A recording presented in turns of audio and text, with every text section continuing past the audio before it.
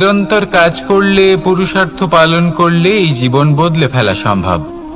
আজ আমি আপনাকে বোঝাবো যে এক মুহূর্ত, সময় আর সিদ্ধান্ত কতটা গুরুত্বপূর্ণ হয়। এক মুহূর্তই যথেষ্ট। একটা মুহূর্ত এত শক্তিশালী হতে পারে যে তা আপনার সমগ্র জীবন পাল্টে দিতে পারে। এমন এক সময় ছিল শ্রীরামের কাছে, যখন ওনাকে সিদ্ধান্ত নিতে হয় যে উনি নিজের পিতার আদেশ পালন করতে বনবাসে যাবেন নাকি যাবেন না। উনি সেই আদেশ পালন করেছিলেন, তারপর সময় অনুসারে উপযুক্ত সিদ্ধান্ত নিলেন। আর আজ সকলের মনে বসবাস করেন শ্রীরাম। আর অন্যদিকে আছে রাবণ। ওনার কাছে একটা সময় ছিল, একটা সুযোগ ছিল নিজের প্রারব্ধকে শুভ করে তোলার। উনি ভুল করলেন আর মৃত্যু লাভ করলেন।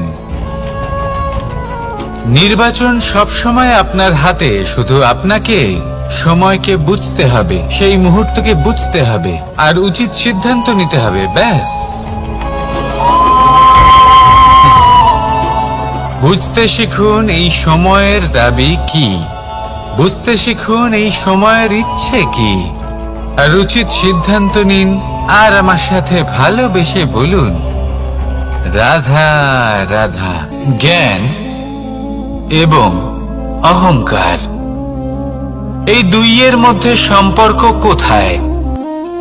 সম্পর্ক ঠিক সেরকম যেরকম হাত এবং কাঁকনের, যেমন চোখ এবং দৃষ্টির সম্পর্ক। এবার আপনি বলবেন, এ আমি কি বলছি? জ্ঞান এবং অহংকারের এমন সম্পর্ক কি করে হতে পারে? দেখুন, যে ব্যক্তি জ্ঞানী, যার কাছে জ্ঞান রয়েছে এবং তিনি জানেন যে তার কাছে জ্ঞান রয়েছে, তার মধ্যে নিজে থেকেই অহংবোধ জাগ্রত হয়। খুব কম সংখ্যক এমন জ্ঞানী ব্যক্তি আছেন যারা নিজেদের অহংকারের বিষয়ে আঁচ করতে পারেন। প্রকৃত জ্ঞানী হলেন তিনি, যিনি নিজের জ্ঞানের সদ্ব্যবহার করে অহংকারকে দূর করেন। উচিত সময় বুঝে যান, নিজের অন্তর যাচাই করে এই বিষয়টা দেখেন যে তার অন্তরে অহংবোধ জাগ্রত হচ্ছে এবং নিজেকে সেখানেই থামিয়ে দেন, যাতে অহংকারের পথে তিনি অগ্রসর না হয়ে যান। এই অহংকার কখন উচিত, কখন অনুচিত, কখন প্রয়োগ করা উচিত, উচিত নয়, কখন বাধা দেওয়া উচিত, এটা শেখা অত্যন্ত প্রয়োজনীয়। আর যদি এটা আপনি শিখতে পারেন, তাহলে আপনি একজন জ্ঞানীও হয়ে উঠবেন এবং সুখীও থাকবেন। তাই মনে রাখবেন, এই জ্ঞান নিয়ে কখনোই অহংকার করবেন না, বরং সবসময় নিজের অহংবোধের বিষয়ে প্রকৃত ধারণা রাখবেন। আসুন আমার সাথে ভালোবেসে বলুন, রাধা রাধা। আমাদের জীবনে 7 ধরনের সুখ আছে, আর সেগুলো লাভ করার জন্য আমরা অত্যন্ত প্রচেষ্টা করি। কিন্তু কোনো প্রচেষ্টা করার পূর্বে তা কিভাবে করব সেটা বোঝা খুব প্রয়োজন, আর সেখানেই আমরা ভুল করে থাকি। যে কাজটা আমাদের পরে করা উচিত, সেটাই আমরা আগে করে বসি। আপনাকে স্পষ্ট করে বোঝাই, প্রত্যেক সুখের সাথে 2টি ক্রিয়া জড়িত থাকে। এবার যখন আমরা ধনের কথা বলি, তখনও 2টি ক্রিয়া জুড়ে থাকে। প্রথম ক্রিয়া হলো ধন অর্জন করা, দ্বিতীয় ক্রিয়া হলো ধনের ব্যবহার করা। আর জীবনে ধনের ব্যবহার করার পূর্বে ধন কিভাবে অর্জন করতে হয় তা শেখা অত্যন্ত প্রয়োজনীয়। আমরা মন্দিরে যাই, ভগবানের আরাধনা করি, তার জন্য পুজো করি, ওনাকে প্রসন্ন করতে চাই, কিন্তু তার আগে ভগবানের ওপর আস্থা রাখা প্রয়োজনীয়। যদি আপনার অটল বিশ্বাস থাকে, তবেই আপনি প্রকৃত ভক্ত হয়ে উঠতে পারবেন। এবার যদি আপনি বক্তা হয়ে থাকেন, শ্রেষ্ঠ বক্তা হতে চান, এই সংসারের সামনে নিজের বক্তব্য রাখতে চান, তাহলে কথা বলার পূর্বে কথা শুনতে শিখুন। তবেই আপনি একজন শ্রেষ্ঠ বক্তা হয়ে উঠতে পারবেন। জীবনে সম্পর্ক স্থাপন করার আগে সম্পর্ক বজায় রাখতে শিখুন। তবেই আপনি একজন প্রকৃত সাথী হয়ে উঠবেন। জীবনে পরাজয় মানার পূর্বে বিজয়ী হওয়ার চেষ্টা কিভাবে করতে হয় সেটা শিখুন। তবেই আপনি একজন নিপুণ ব্যক্তি হয়ে উঠবেন। অন্তিম এবং সবথেকে গুরুত্বপূর্ণ কথা, জীবনে ভালোবাসা লাভ করার পূর্বে ভালোবাসা প্রদান করতে শিখুন। তবেই আপনি একজন প্রকৃত প্রেমী হয়ে উঠবেন। আসুন আমার সাথে ভালোবেসে বলুন, রাধা রাধা। এই সংসারের সব থেকে বড় যুদ্ধ কোনটা?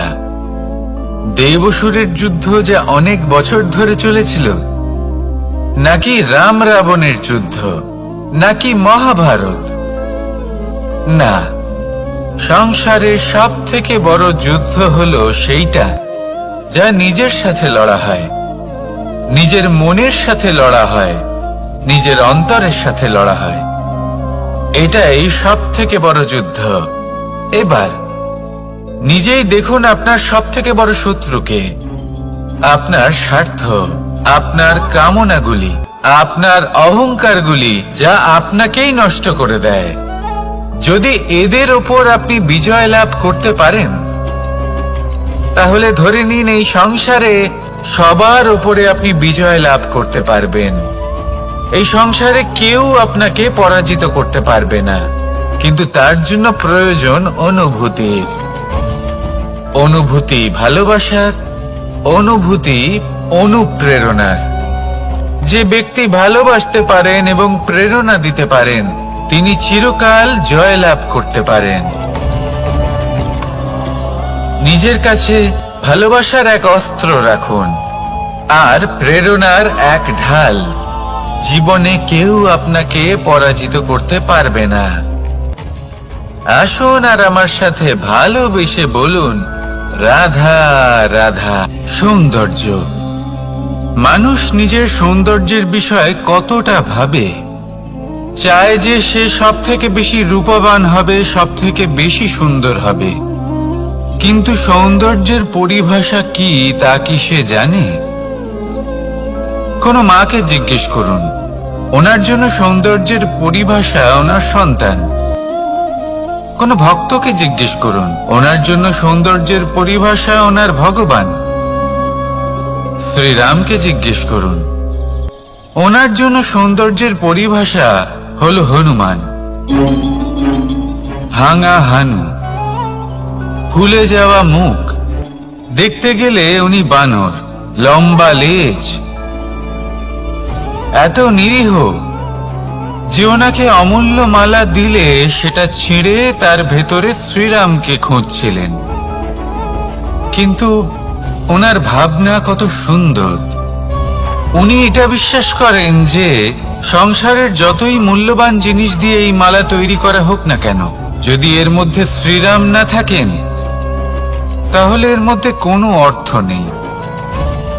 সৌন্দর্য রূপে নয়, ভাবনায় নিহিত থাকে।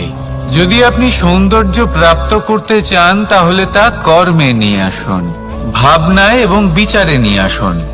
এই সৌন্দর্য আপনার সাথেই থাকবে। যদি আপনি সৌন্দর্যকে রূপের মধ্যে খোঁজেন, তাহলে কিছুক্ষণের জন্য পাবেন। সেই সৌন্দর্য সময়ের সাথে হারিয়ে যাবে। সৌন্দর্য যদি পেতে চান, খুঁজতেই চান, তাহলে হৃদয় খুঁজুন, কর্মে খুঁজুন। মন প্রসন্ন হয়ে বলবে, রাধা রাধা। এই সংসারে মানুষ জন্মগ্রহণ করেন, বড় হতে থাকেন, পুরুষার্থ লাভ করেন, অর্জন করেন। অর্জন করা আসলে কি? বেশিরভাগ মানুষ বলেন অর্জন করা অর্থাৎ ধন সম্পত্তি অর্জন করা। আর কি অর্জন করা যায়? আর কি লাভ করা যায়? আসল প্রশ্ন হলো এটাই যে কি এমন আছে যা বাস্তব রূপে অর্জন করার যোগ্য। তা হলো ব্যবহার, জ্ঞান এবং সন্তোষ। কেন? কারণ আপনি যখন এই সংসার ছেড়ে চলে যাবেন, তখন আপনার ধন সম্পত্তি আপনাকে বিদায় জানাতে আসবে না। আপনাকে বিদায় জানাতে আসবে আপনার আপনজন, যাদের সাথে আপনার সুসম্পর্ক ছিল। সমগ্র সংসারে সহস্র মানুষ ধন অর্জন করে থাকেন। শ্রেষ্ঠ মানুষ হলেন তিনি, যিনি ব্যবহার, জ্ঞান এবং সন্তোষ অর্জন করে থাকেন, একে সকলের মধ্যে বিতরণ করেন। তাই এটাই করুন, আর আমার সাথে ভালোবেসে বলুন, রাধা রাধা। সেই কখন থেকে এই পুস্তকটিকে দেখছি, কিন্তু এর থেকে আমি কোনো জ্ঞান লাভ করতেই পারছি না। এবার আপনি বলবেন যে আজ কেমন বিচিত্র কথা বলছি আমি।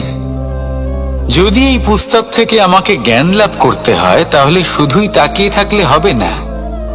আমাকে এই পুস্তককে খুলতে হবে, পড়তে হবে, তাকে বুঝতে হবে, তবেই তো জ্ঞান প্রাপ্তি হবে। বড়ই সহজ একটা ব্যাপার, কিন্তু একে যাপন করা অত্যন্ত কঠিন, তাই না? আপনি নিজেকেই দেখে নিন। আপনার কাছে অনেক জ্ঞান রয়েছে। সহজ থেকে সহজতর জ্ঞানের কথা যদি বলি, আপনি এটুকু তো জানেন যে সত্যি কথা বলা ভালো কাজ, দান করা হলো পুণ্যের কাজ। আপনি জানেন যে পরিশ্রম করলে সাফল্য আসবে। এই জ্ঞান তো আমাদের কাছে রয়েছে, এমন অনেক জ্ঞান আমাদের কাছে রয়েছে, কিন্তু আলস্যের কারণে, অবহেলা করে আমরা শুধু এই জ্ঞান প্রয়োগ করতে পারি না, এই জ্ঞান যাপন করতে পারি না, একে আচরণে প্রয়োগ করতে পারি না, সেজন্য দুঃখী হয়ে যাই। তাই আপনার কাছে যা যা জ্ঞান আছে, যা যা জ্ঞান আপনি লাভ করেছেন, সেই জ্ঞান যাপন করা শুরু করুন, জীবনে প্রয়োগ করতে শুরু করুন। এই মন প্রত্যেকটি মুহূর্তে প্রসন্ন থাকবে, আর লক্ষ্য প্রাপ্ত করে এই মন বলবে, রাধা রাধা। একটা জলের ফোঁটাকে ফোঁটা নামে সম্বোধন করা হয়। অনেক ফোঁটা একত্রিত হলে সাগরের রূপ ধারণ করে। শুধু একটা পাতাকে পাতা বলা হয়, অন্য অনেক পাতার সাথে একত্রিত হলে তা গ্রন্থের রূপ ধারণ করে। একটা মাত্র সুতো অন্য সুতোর সাথে মিলিত হলে বস্ত্রের রূপ ধারণ করে। অনেক সংখ্যক ইট একত্রিত হলে মহলের রূপ ধারণ করে। সৈন্যরা একত্রিত হলে সৈন্যদল তৈরি হতে পারে। এটা হলো শক্তি সংগঠনের, এটাই হলো শক্তি একতার। তা সে বনস্পতি হোক বা কোনো ব্যক্তিই হোক, কোনো মনোভাবই হোক, যদি একা থাকে তাহলে দুর্বল হয়ে পড়বে। যদি সংগঠিত থাকে তাহলে শক্তিও বাড়বে, আর আপনাকে সামনে এগিয়েও নিয়ে যাবে। তাই এই একতায় বিশ্বাস রাখুন, আর আমার সাথে ভালোবেসে বলুন, রাধা রাধা। এমন কিছু রয়েছে মানুষের মনে, তাদের জীবনে এমন এক আবেগ যা সর্বজন বিদিত, যা সবাই জানেন যে উপস্থিত আছে। সেটাকে আমরা সমস্যা বলে থাকি। এমনিতে আমরা সকলেই জানি যে এমন কোনো গৃহ নেই যেখানে মৃত্যুর ছায়া পড়েনি, এমন কোনো বৃক্ষ নেই যার দ্বারা ওষুধ তৈরি সম্ভব নয়, এমন কোনো অন্ন নেই যা সময়ের সাথে বিষ বা অমৃতে পরিণত হতে পারে। এবার এই সমস্যাগুলি কোনো ব্যক্তির জন্য সমস্যা হতে পারে, কিন্তু নিজে থেকে এরা কোনো সমস্যাই নয়। এরা আসে আমাদের সাহায্য করতে, আমাদের কিছু শেখাতে। আপনি নিজেই দেখুন, পর্বতের শিখর থেকে কোনো এক পাখি পড়ে গিয়ে নিজের প্রাণ ত্যাগ করলো। সেটা কখন সম্ভব? যখন সেই পাখি ওড়ার চেষ্টাই করে না। তখন যখন কোনো ব্যক্তি জলে পড়ে যান এবং ডুবে গিয়ে নিজের প্রাণ হারান, এর সম্ভাবনা কখন বেশি থাকে? যখন সেই ব্যক্তি সাঁতার কাটার চেষ্টাই করেন না। তখন এই সমস্যা প্রত্যেকের জীবনে থাকবেই, কিন্তু এটা মনে রাখা প্রয়োজনীয় যে কোনো সমস্যা পরিস্থিতির কারণে সমস্যা হয়ে ওঠে না। এই পরিস্থিতি যখন আমাদের সামনে আসে, আমাদের তা কঠিন মনে হয়। আমরা নতমস্তক হয়ে পড়ি, ভয়ভীত হয়ে পড়ি, তার সম্মুখীন হতে পারি না। তখন তা সমস্যার রূপ নেয়। দৃঢ় হয়ে দাঁড়িয়ে থাকুন সাহসের সাথে, এই পরিস্থিতিগুলির সম্মুখীন হন। দেখবেন সমস্যা কখন সাফল্যে পরিণত হবে আপনি জানতেই পারবেন না। আসুন আমার সাথে ভালোবেসে বলুন, রাধা রাধা। এই সংসারে কখনো কোনো ব্যক্তিকে তার বাইরের পোশাক দেখে বিচার করার চেষ্টা করবেন না। এটা খুব বড় ভুল করবেন। যেমন আমরা জীবনে অনেক সময় এমন করি, ধরুন কোথাও একটা গাছ দেখলাম, খুব বিশাল আকারের একটা গাছ, যেটা মাটির থেকে অনেক উঁচুতে পৌঁছে গেছে, যার বিশাল শাখা আছে। সেগুলো দেখে আমরা ভাবি যে এই গাছে হয়তো কত সুস্বাদু ফল আছে। আমরা সেই গাছের পরিচর্যা করতে থাকি। আবার অন্যদিকে হলো একটি তৃণ, যেটা মাটি থেকে কিছুটা উঁচুতে পৌঁছেছে, কিন্তু সেই তৃণর নিচে, মাটির নিচে অত্যন্ত সুস্বাদু ফল বা সবজি জন্ম নেয়, যা আমাদের স্বাস্থ্যের পক্ষে অত্যন্ত উপকারী। সেই জন্য কখনো আবরণ দেখে কাউকে বিচার করতে চেষ্টা করবেন না। তার বদলে এটা বোঝার চেষ্টা করুন যে আপনার সামনে যে ব্যক্তি আছে বা বস্তু আছে, তার বিশেষত্ব কি। যদি এই বিশেষত্ব বোঝার ক্ষমতা আপনি অর্জন করেন, যদি এই শিল্প আপনি নিজের ভেতরে জাগ্রত করেন, তাহলে এই সংসারে বিশেষত্ব কি সেটা আপনি জানতে পারবেন। আর এই সমস্ত খেলা দৃষ্টি থেকে নয়, দৃষ্টিভঙ্গি থেকে জন্ম নেয়। দৃষ্টিভঙ্গি সবসময় শুভ রাখুন, আর আমার সাথে ভালোবেসে বলুন, রাধা রাধা। যখন মানুষের মৃত্যু হয় তখন কি হয়? অনেক সংখ্যক মানুষ শোক পালন করতে চলে আসেন। যে ব্যক্তি মৃত্যু লাভ করেছেন তার অনেক বস্তু থাকে যেগুলো তার প্রিয়, যেগুলো তিনি ব্যবহার করেছেন। তার শয্যা, তার বস্ত্র, তার আভূষণ সবকিছু তার থেকে বিচ্ছিন্ন করা হয় এবং খালি হাতে তাকে শ্মশানের উদ্দেশ্যে রওনা করা হয়। আমি আপনাকে এই প্রশ্ন করতে চাই, আপনি এই সংসারে কি অর্জন করেছেন? ধন সম্পত্তি, বস্ত্র, আভূষণ, এই সব কিছু যে আপনি অর্জন করেছেন, আপনার মৃত্যুর পরে তা আপনার থেকে দূর হয়ে যাবে। এর উত্তর হলো একটাই, আপনার কর্ম। শুধু সেটাই আছে যে একান্ত আপনার, আর শুধু সেটাই এই সংসার থেকে চলে যাওয়ার পরেও সংসারেই জীবিত থাকবে।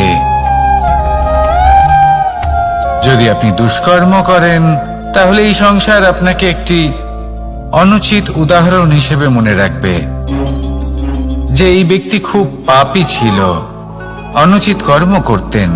যে পথে তিনি চলেছেন সেই পথে কারোর চলা উচিত নয়। সেখানেই যদি আপনি সৎকর্ম করেন, তাহলে সংসার চিরকাল এটাই বলবে যে খুব ভালো মানুষ ছিলেন, সবাইকে ভালোবাসতেন, সবাইকে সাহায্য করতেন, আমার খুব প্রিয় মানুষ ছিলেন। এটাই হলো শ্রেষ্ঠ কর্ম।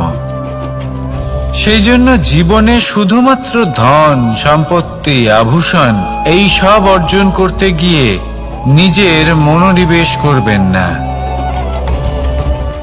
শ্রেষ্ঠ কর্ম করুন। সংসার থেকে চলে যাওয়ার পরেও এই কর্মই এই সংসারে আপনাকে জীবিত রাখবে। আসুন আমার সাথে ভালোবেসে বলুন, রাধা রাধা। আমরা সবাই সূর্যকে সম্মান করি, ওনাকে শ্রদ্ধা করি, ওনাকে পুজো করি। এই সূর্য আমাদের শক্তি প্রদান করেন, প্রকাশ প্রদান করেন। কখনো কখনো উষ্ণতা এতটাই বাড়িয়ে তোলেন, এতটাই তপ্ত করে তোলেন, আমাদের একথা মনে হয় যে আমাদের এই শরীর জ্বলে যাচ্ছে। তখনও আমরা বিরোধিতা করি না, তাকে কটু কথা শোনাই না, আমরা সসম্মানে তা গ্রহণ করি। কেন? কেন করি? কারণ আমরা জানি যে সন্ধেবেলা যখন সূর্যাস্ত হবে তখন শুধুমাত্র অন্ধকার বাকি থাকবে। ঠিক কিছুটা এরকমই হয় আমাদের মাতা পিতাও, যিনি আমাদের জন্ম দেন, আমাদের ভরণ পোষণ করেন, আমাদের বড় করেন, আমাদের প্রেম প্রদান করেন। কখনো কখনো তাদের মুখ থেকে কটু কথা নিঃসৃত হয়, আমাদের দুঃখ হয়, কিন্তু তখন আমাদের এটা বোঝা উচিত এগুলি নিঃসৃত হচ্ছে আমাদেরই মঙ্গলের জন্য। যেমন সূর্যদেব, উনিও উত্তাপ দিয়ে থাকেন আমাদেরই মঙ্গলের জন্য, যাতে ফসল পাকতে পারে, যাতে জল বাষ্প হয়ে মেঘ হতে পারে, বৃষ্টি হতে পারে, আর এই সংসারে নিরন্তর জলের প্রবাহ থাকে। আমাদের মাতা পিতা, তাদের কঠোর আচরণ, তাদের কঠোর অনুশাসনের পেছনে লুকিয়ে থাকে ওনাদের ভালোবাসা। আমাদের তা বুঝতে হবে, সসম্মানে ওনাদের গ্রহণ করতে হবে। কারণ ঠিক সূর্যাস্তের পরে যেমন চতুর্দিক অন্ধকারচ্ছন্ন হয়ে যায়, তেমনি আমাদের জীবন থেকে যখন আমাদের মাতা পিতা চলে যায় তখন আমাদের জীবনেও শুধু এবং শুধুমাত্র অন্ধকারই ছেয়ে থাকে। সেই জন্য নিজের মাতা পিতাকে সম্মান করুন, ওনাদের ভালোবাসা প্রদান করুন। এই মন আর এই জীবন প্রসন্ন হয়ে বলবে, রাধা রাধা। কিছু মানুষ বলেন যে নিরন্তর কাজ করলে, পুরুষার্থ পালন করলে এই জীবন বদলে ফেলা সম্ভব। আজ আমি আপনাকে বোঝাবো যে এক মুহূর্ত, সময় আর সিদ্ধান্ত কতটা গুরুত্বপূর্ণ হয়। এক মুহূর্তই যথেষ্ট। একটা মুহূর্ত এত শক্তিশালী হতে পারে যে তা আপনার সমগ্র জীবন পাল্টে দিতে পারে। এমন এক সময় ছিল শ্রীরামের কাছে, যখন ওনাকে সিদ্ধান্ত নিতে হয় যে উনি নিজের পিতার আদেশ পালন করতে বনবাসে যাবেন নাকি যাবেন না। উনি সেই আদেশ পালন করেছিলেন, তারপর সময় অনুসারে উপযুক্ত সিদ্ধান্ত নিলেন। আর আজ সকলের মনে বসবাস করেন শ্রীরাম। আর অন্যদিকে আছে রাবণ। ওনার কাছে একটা সময় ছিল, একটা সুযোগ ছিল নিজের প্রারব্ধকে শুভ করে তোলার। উনি ভুল করলেন আর মৃত্যু লাভ করলেন। নির্বাচন সবসময় আপনার হাতে, শুধু আপনাকে সময়কে বুঝতে হবে, সেই মুহূর্তকে বুঝতে হবে আর উচিত সিদ্ধান্ত নিতে হবে, ব্যাস। বুঝতে শিখুন এই সময়ের দাবি কি, বুঝতে শিখুন এই সময়ের ইচ্ছে কি, আর উচিত সিদ্ধান্ত নিন। আর আমার সাথে ভালোবেসে বলুন, রাধা রাধা। জ্ঞান এবং অহংকার, এই দুইয়ের মধ্যে সম্পর্ক কোথায়?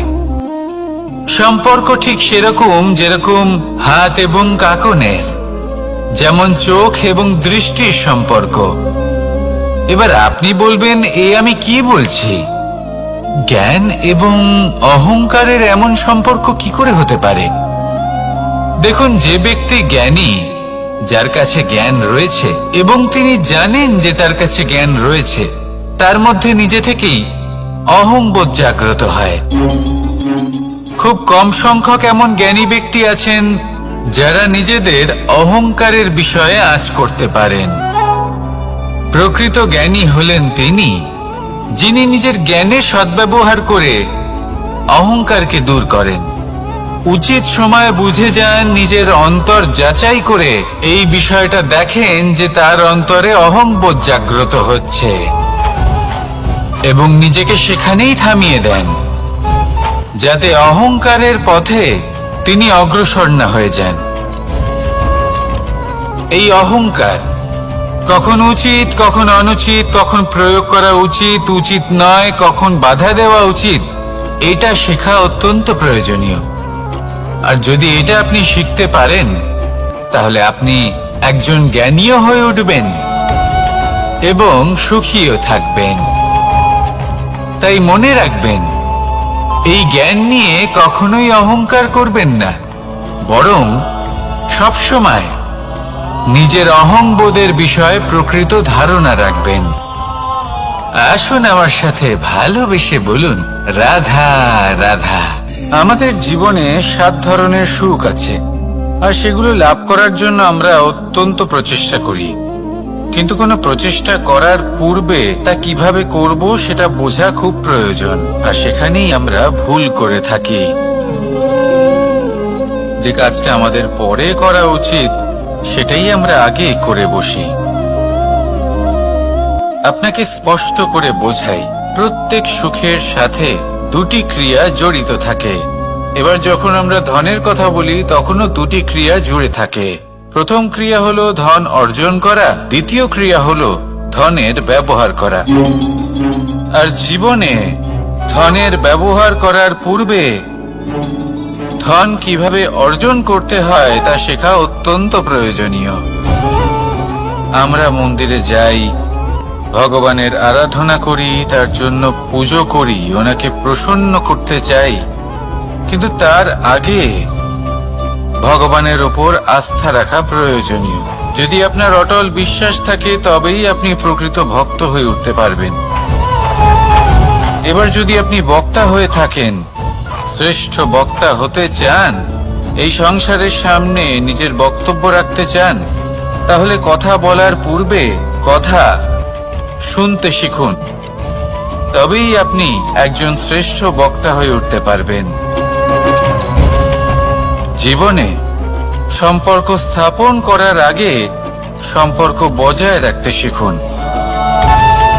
তবেই আপনি একজন প্রকৃত সাথী হয়ে উঠবেন। জীবনে পরাজয় মানার পূর্বে বিজয়ী হওয়ার চেষ্টা কিভাবে করতে হয় সেটা শিখুন, তবেই আপনি একজন নিপুণ ব্যক্তি হয়ে উঠবেন। অন্তিম এবং সবথেকে গুরুত্বপূর্ণ কথা, জীবনে ভালোবাসা লাভ করার পূর্বে ভালোবাসা প্রদান করতে শিখুন, তবেই আপনি একজন প্রকৃত প্রেমী হয়ে উঠবেন। আসুন আমার সাথে ভালোবেসে বলুন, রাধা রাধা। এই সংসারের সবথেকে বড় যুদ্ধ কোনটা? দেবসুরের যুদ্ধ যা অনেক বছর ধরে চলেছিল, নাকি রাম রাবণের যুদ্ধ, নাকি মহাভারত? না, সংসারের সবথেকে বড় যুদ্ধ হলো সেইটা যা নিজের সাথে লড়া হয়, নিজের মনের সাথে লড়া হয়, নিজের অন্তরের সাথে লড়া হয়। এটাই সবথেকে বড় যুদ্ধ। এবার নিজেই দেখুন আপনার সবথেকে বড় শত্রুকে। আপনার স্বার্থ, আপনার কামনাগুলি, আপনার অহংকারগুলি, যা আপনাকেই নষ্ট করে দেয়। যদি এদের ওপর আপনি বিজয় লাভ করতে পারেন, তাহলে ধরে নিন এই সংসারে সবার ওপরে আপনি বিজয় লাভ করতে পারবেন। এই সংসারে কেউ আপনাকে পরাজিত করতে পারবে না, কিন্তু তার জন্য প্রয়োজন অনুভূতির। অনুভূতি ভালোবাসার, অনুভূতি অনুপ্রেরণার। যে ব্যক্তি ভালোবাসতে পারেন এবং প্রেরণা দিতে পারেন, তিনি চিরকাল জয়লাভ করতে পারেন। নিজের কাছে ভালোবাসার এক অস্ত্র রাখুন আর প্রেরণার এক ঢাল। জীবনে কেউ আপনাকে পরাজিত করতে পারবে না। আসুন আর আমার সাথে ভালোবেসে বলুন, রাধা রাধা। সৌন্দর্য। মানুষ নিজের সৌন্দর্যের বিষয়ে কতটা ভাবে, চায় যে সে সব থেকে বেশি রূপবান হবে, সব থেকে বেশি সুন্দর হবে। কিন্তু সৌন্দর্যের পরিভাষা কি তা কি সে জানে? কোনো মাকে জিজ্ঞেস করুন, ওনার জন্য সৌন্দর্যের পরিভাষা ওনার সন্তান। কোনো ভক্তকে জিজ্ঞেস করুন, ওনার জন্য সৌন্দর্যের পরিভাষা ওনার ভগবান। শ্রীরামকে জিজ্ঞেস করুন, ওনার জন্য সৌন্দর্যের পরিভাষা হলো হনুমান। ভাঙা হানু, ফুলে যাওয়া মুখ, দেখতে গেলে উনি বানর, লম্বা লেজ, এত নিরীহ যে ওনাকে অমূল্য মালা দিলে সেটা ছিঁড়ে তার ভেতরে শ্রীরামকে খুঁজছিলেন। কিন্তু ওনার ভাবনা কত সুন্দর। উনি এটা বিশ্বাস করেন যে সংসারের যতই মূল্যবান জিনিস দিয়ে এই মালা তৈরি করা হোক না কেন, যদি এর মধ্যে শ্রীরাম না থাকেন তাহলে এর মধ্যে কোনো অর্থ নেই। সৌন্দর্য রূপে নয়, ভাবনায় নিহিত থাকে। যদি আপনি সৌন্দর্য প্রাপ্ত করতে চান তাহলে তা কর্মে নিয়ে আসুন, ভাবনায় এবং বিচারে নিয়ে আসুন। এই সৌন্দর্য আপনার সাথেই থাকবে। যদি আপনি সৌন্দর্যকে রূপের মধ্যে খোঁজেন তাহলে কিছুক্ষণের জন্য পাবেন, সেই সৌন্দর্য সময়ের সাথে হারিয়ে যাবে। সৌন্দর্য যদি পেতে চান, খুঁজতেই চান, তাহলে হৃদয় খুঁজুন, কর্মে খুঁজুন। মন প্রসন্ন হয়ে বলবে রাধা রাধা। এই সংসারে মানুষ জন্মগ্রহণ করেন, বড় হতে থাকেন, পুরুষার্থ লাভ করেন, অর্জন করেন। অর্জন করা আসলে কি? বেশিরভাগ মানুষ বলেন অর্জন করা অর্থাৎ ধন সম্পত্তি অর্জন করা। আর কি অর্জন করা যায়? আর কি লাভ করা যায়? আসল প্রশ্ন হলো এটাই যে কি এমন আছে যা বাস্তব রূপে অর্জন করার যোগ্য। তা হলো ব্যবহার, জ্ঞান এবং সন্তোষ। কেন? কারণ আপনি যখন এই সংসার ছেড়ে চলে যাবেন তখন আপনার ধন সম্পত্তি আপনাকে বিদায় জানাতে আসবে না। আপনাকে বিদায় জানাতে আসবে আপনার আপনজন, যাদের সাথে আপনার সুসম্পর্ক ছিল। সমগ্র সংসারে সহস্র মানুষ ধন অর্জন করে থাকেন। শ্রেষ্ঠ মানুষ হলেন তিনি যিনি ব্যবহার, জ্ঞান এবং সন্তোষ অর্জন করে থাকেন, একে সকলের মধ্যে বিতরণ করেন। তাই এটাই করুন আর আমার সাথে ভালোবেসে বলুন রাধা রাধা। সেই কখন থেকে এই পুস্তকটিকে দেখছি, কিন্তু এর থেকে আমি কোনো জ্ঞান লাভ করতেই পারছি না। এবার আপনি বলবেন যে আজ কেমন বিচিত্র কথা বলছি আমি। যদি এই পুস্তক থেকে আমাকে জ্ঞান লাভ করতে হয় তাহলে শুধুই তাকিয়ে থাকলে হবে না। আমাকে এই পুস্তককে খুলতে হবে, পড়তে হবে, তাকে বুঝতে হবে, তবেই তো জ্ঞান প্রাপ্তি হবে। বড়ই সহজ একটা ব্যাপার, কিন্তু একে যাপন করা অত্যন্ত কঠিন, তাই না? আপনি নিজেকেই দেখে নিন। আপনার কাছে অনেক জ্ঞান রয়েছে। সহজ থেকে সহজতর জ্ঞানের কথা যদি বলি, আপনি এটুকু তো জানেন যে সত্যি কথা বলা ভালো কাজ, দান করা হলো পুণ্যের কাজ। আপনি জানেন যে পরিশ্রম করলে সাফল্য আসবে।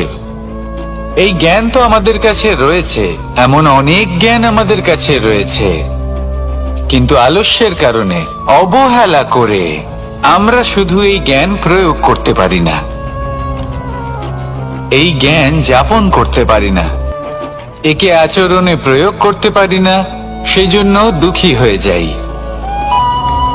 তাই আপনার কাছে যা যা জ্ঞান আছে, যা যা জ্ঞান আপনি লাভ করেছেন, সেই জ্ঞান যাপন করা শুরু করুন, জীবনে প্রয়োগ করতে শুরু করুন। এই মন প্রত্যেকটি মুহূর্তে প্রসন্ন থাকবে, আর লক্ষ্য প্রাপ্ত করে এই মন বলবে রাধা রাধা। একটা জলের ফোঁটাকে ফোঁটা নামে সম্বোধন করা হয়। অনেক ফোঁটা একত্রিত হলে সাগরের রূপ ধারণ করে। শুধু একটা পাতাকে পাতা বলা হয়, অন্য অনেক পাতার সাথে একত্রিত হলে তা গ্রন্থের রূপ ধারণ করে। একটা মাত্র সুতো অন্য সুতোর সাথে মিলিত হলে বস্ত্রের রূপ ধারণ করে। অনেক সংখ্যক ইট একত্রিত হলে মহলের রূপ ধারণ করে। সৈন্যরা একত্রিত হলে সৈন্যদল তৈরি হতে পারে। এটা হলো শক্তি সংগঠনের, এটাই হলো শক্তি একতার। তা সে বনস্পতি হোক বা কোনো ব্যক্তিই হোক, কোনো মনোভাবই হোক, যদি একা থাকে তাহলে দুর্বল হয়ে পড়বে। যদি সংগঠিত থাকে তাহলে শক্তিও বাড়বে আর আপনাকে সামনে এগিয়েও নিয়ে যাবে। তাই এই একতায় বিশ্বাস রাখুন আর আমার সাথে ভালোবেসে বলুন, রাধা রাধা। এমন কিছু রয়েছে মানুষের মনে, তাদের জীবনে এমন এক আবেগ যা সর্বজন বিদিত, যা সবাই জানেন যে উপস্থিত আছে। সেটাকে আমরা সমস্যা বলে থাকি। এমনিতে আমরা সকলেই জানি যে এমন কোনো গৃহ নেই যেখানে মৃত্যুর ছায়া পড়েনি, এমন কোনো বৃক্ষ নেই যার দ্বারা ওষুধ তৈরি সম্ভব নয়, এমন কোনো অন্ন নেই যা সময়ের সাথে বিষ বা অমৃতে পরিণত হতে পারে। এবার এই সমস্যাগুলি কোনো ব্যক্তির জন্য সমস্যা হতে পারে, কিন্তু নিজে থেকে এরা কোনো সমস্যাই নয়। এরা আসে আমাদের সাহায্য করতে, আমাদের কিছু শেখাতে। আপনি নিজেই দেখুন, পর্বতের শিখর থেকে কোনো এক পাখি পড়ে গিয়ে নিজের প্রাণ ত্যাগ করলো। সেটা কখন সম্ভব? যখন সেই পাখি ওড়ার চেষ্টাই করে না। তখন যখন কোনো ব্যক্তি জলে পড়ে যান এবং ডুবে গিয়ে নিজের প্রাণ হারান, এর সম্ভাবনা কখন বেশি থাকে? যখন সেই ব্যক্তি সাঁতার কাটার চেষ্টাই করেন না। তখন এই সমস্যা প্রত্যেকের জীবনে থাকবেই, কিন্তু এটা মনে রাখা প্রয়োজনীয় যে কোনো সমস্যা পরিস্থিতির কারণে সমস্যা হয়ে ওঠে না। এই পরিস্থিতি যখন আমাদের সামনে আসে, আমাদের তা কঠিন মনে হয়। আমরা নতমস্তক হয়ে পড়ি, ভয়ভীত হয়ে পড়ি, তার সম্মুখীন হতে পারি না।